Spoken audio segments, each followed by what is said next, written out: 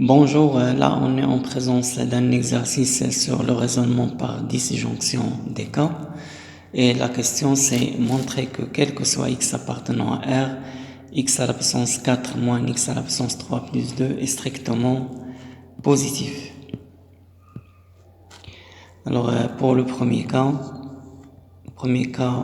il est évident que si x est négatif, cela va être un nombre strictement positif. Alors si x est négatif, on a x à la puissance 3, il reste négatif.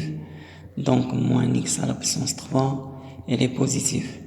Or, x à la puissance 4 est un nombre positif puisque la puissance elle est paire. Donc, si on somme terme à terme, on aura x à la puissance 4 moins x à la puissance 3 supérieur ou égal à 0. D'où, si on ajoute 2, on trouve un nombre strictement positif. Un nombre strictement positif. Pour le deuxième cas,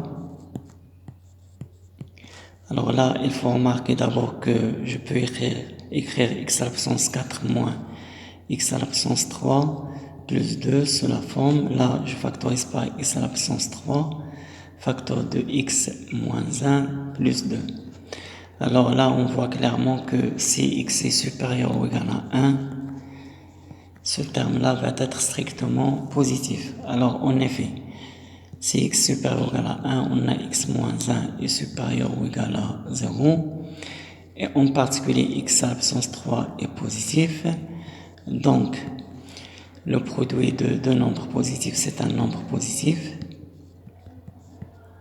Et si on ajoute 2, j'aurai un nombre strictement positif. Plus 2 strictement positif. Et donc, d'où x à la puissance 4 moins x à la puissance 3 plus 2 strictement positif. Le troisième cas à discuter, c'est le cas où x est compris strictement entre 0 et 1. Alors là, je vais me procéder par des encadrements. Si x est compris strictement entre 0 et 1, on a x à la puissance 4 est compris strictement entre 0 à la puissance 4, c'est 0, et 1 à la puissance 4, c'est 1. X à la puissance 3 aussi compris strictement entre 0 et 1. Après, j'encadre moins x à la puissance 3, compris entre moins 1 et 0. Et si je fais la somme terme à terme, ici, j'aurai x à la puissance 4 moins x à la puissance 3, compris entre moins 1 et 1. Et après, j'ajoute 2. Alors, si j'ajoute 2, j'aurai x à la puissance 4 moins x à la puissance 3 plus 2, compris entre là, moins 1 plus 2, c'est 1, et 1 plus 2, c'est 3. Donc, en particulier, on peut en déduire que x à la puissance 4 moins x à la puissance 3 plus 2 est strictement positif.